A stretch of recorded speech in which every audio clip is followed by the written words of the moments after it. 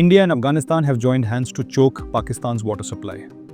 And there is nothing Pakistan can do to stop it. If this continues, over 200 million people in Pakistan could face massive food shortages and power cuts.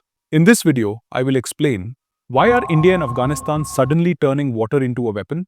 How did Pakistan lose control of its own lifeline? And what happens when both its neighbors tighten the noose at the same time? Let's find out. Okay, so to understand what's happening right now, in October 2025, we need to go back just 6 months. In April 2025, after the Pahalgam terror attack that killed 26 innocent people, India took a major step that shocked Pakistan. India said it was putting the Indus Waters Treaty on hold, an agreement with Pakistan that had survived 3 wars. This meant India would stop following the treaty until Pakistan stopped supporting terrorism. Soon after, India announced a new 113-kilometer canal project to take water from the Jhelum, Chenab, and Indus rivers and send it to Rajasthan, Punjab, and Haryana, showing that water had become the next big issue between India and Pakistan. Fast forward to October 2025. Just last week, on October 23rd, the Taliban announced something massive. Taliban Supreme Leader Hibatullah Akhundzada ordered Afghanistan's Ministry of Water and Energy to start building dams on the Kunar River as soon as possible. The Kunar River is the most important river that flows from Afghanistan to Pakistan. And here is the critical part. The Kunar River is not governed by any treaty between Afghanistan and Pakistan. There is no agreement like the Indus Waters Treaty. Pakistan has absolutely zero legal protection. Now, who is supporting Afghanistan in this? India. On October 30th, 2025, India's government spokesperson said, India stands ready to support all efforts of Afghanistan that are directed towards sustainable management of water resources, including hydroelectric projects. In simple terms, India is using Afghanistan's water project to hit Pakistan's water security, while simultaneously justifying it as a counterattack against terrorism. This is next-level geopolitics. But let's break down what this actually means for Pakistan. Do you know how much water Pakistan actually gets from the Kunar River? Every year, Pakistan receives around 17 million acre-feet of water from the Kabul River system. And here's the key point. Almost 70 to 80% of that Kabul water comes from the Kunar River. The Kunar River starts high in the Hindu Kush mountains of Afghanistan's Nuristan province, flows for about 480 kilometers and then joins the Kabul River near Jalalabad before crossing into Pakistan. Once it enters Pakistan's Khyber Pakhtunkhwa province, it's called the Chitral River, and it becomes one of the country's main water sources. Now, when this water reaches Pakistan, what does Pakistan do with it? First, irrigation. The Kunar River water is mainly used for irrigation. It helps water around 1.5 lakh acres. That's about 600,000 hectares of farmland in Khyber Pakhtunkhwa and Punjab. This is the land where wheat, rice, cotton and sugarcane are grown, the crops that feed millions of people and bring in valuable export money. In fact, this region produces nearly 1.2 million tons of crops every year, earning close to $400 million in export revenue. So if the water supply from the Kunar River is cut or reduced, it does not just hurt the farmers. It directly hits Pakistan's economy, food security, and foreign income. Second, hydroelectric power generation. More than 20 small hydroelectric projects are operating in Pakistan's Chitral district alone, powered by Kunar River waters. These projects generate approximately 45 megawatts of electricity. In a country where electricity shortages are chronic, this water means lights in homes and power for industries. Third use, drinking water. Hundreds of thousands of people in northwest Pakistan depend on this river for their drinking water. But here is where it gets urgent. Do you know what early Kharif means? Kharif is the summer crop season in Pakistan, and early Kharif is April to June, the critical planting months. During these months, Pakistan faces a massive water crisis because the Tarbela Dam, Pakistan's largest dam on the Indus River, reaches what is called dead level. It's the lowest point of the dam's reservoir, the point where the water is too low to flow through the dam's gates or turbines. Below this level, the dam simply cannot release any more water downstream. When this happens, the Kunar and Kabul rivers become the only source of water for farmers to plant their crops. Do you see how critical this is? If Afghanistan reduces the Kunar flow during April to June, farmers cannot plant their wheat, their rice, their cotton. The entire crop season fails. But here is what keeps Pakistani security officials really worried.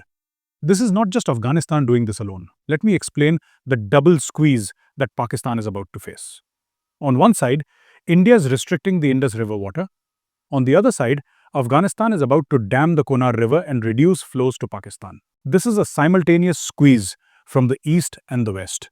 It's like Pakistan is trapped in the middle of a vice, and both sides are closing in. Pakistani analysts call this a double whammy. India's actions on the Indus River reduce water from the east. Afghanistan's dams reduce water from the west. There's no escape. Pakistan faces what security experts describe as a complete water siege. The World Bank has already warned that Pakistan faces a 32% water shortage by 2025, which could result in food shortages of almost 70 million tons. Now, add on top of this the simultaneous restrictions from India and Afghanistan, and Pakistan is looking at a humanitarian crisis. Now, you might be wondering, can Pakistan do anything to stop this? Does it have any legal rights? Well, here is the problem. Afghanistan and Pakistan have no formal water treaty. That means there is no legal protection for Pakistan at all. According to customary international law, there are a few basic rules that countries are expected to follow when they share rivers. These are called the Watercourse Principles. First, no significant harm. A country should not take actions on shared rivers that seriously harm another country's water use downstream. Second, equitable and reasonable use. Each country should use shared water fairly without taking more than its share. Third, notification and consultation. If a country plans a big dam or project, it should tell and discuss with the affected neighbor in advance. But here's the key point. These are not binding laws.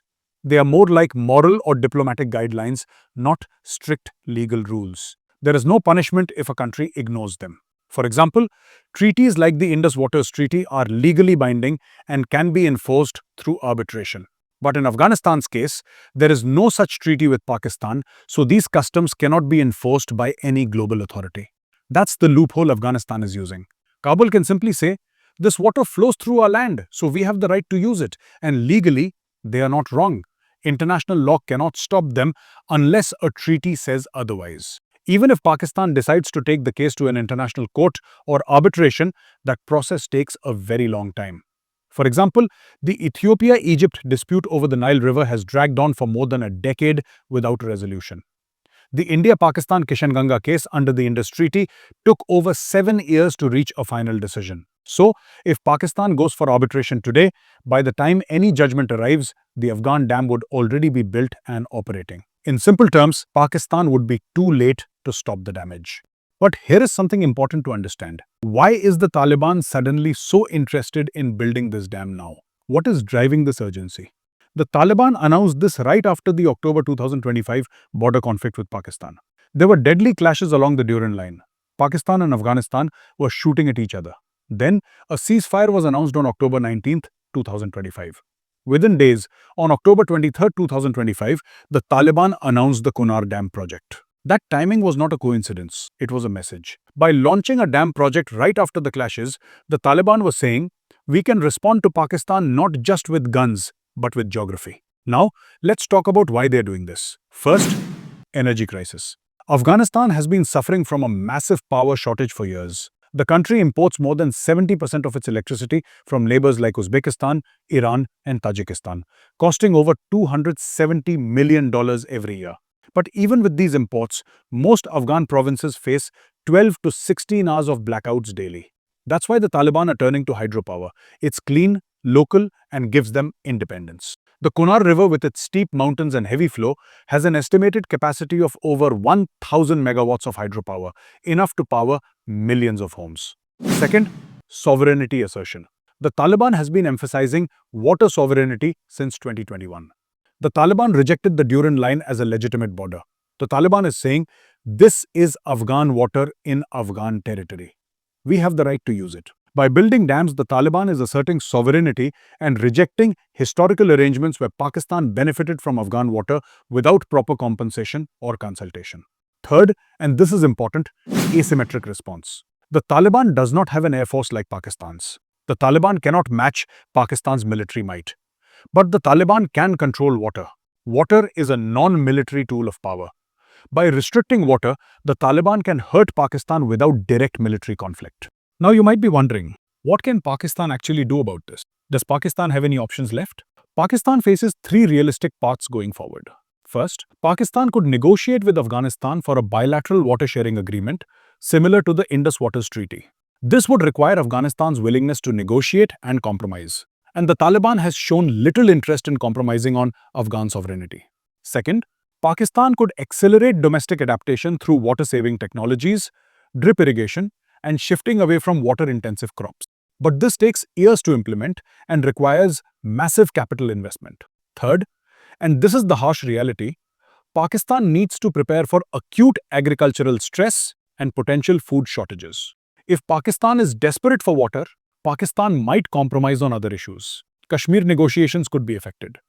Cross-border terrorism discussions could be affected. Trade issues could be affected. Everything becomes negotiable when your country's food security is at stake. And that's what makes the Kunar Dam more than just a dam. It's the story of how water turned into a weapon and how India and Afghanistan rewrote South Asia's playbook. So, what's the move that actually works for Pakistan? Should Pakistan try to negotiate with India and Afghanistan? Or should they prepare for a humanitarian crisis? Drop your thoughts in the comments. And if this video gave you new insights, don't forget to subscribe. It really motivates me to create even more for you. Jai Hind.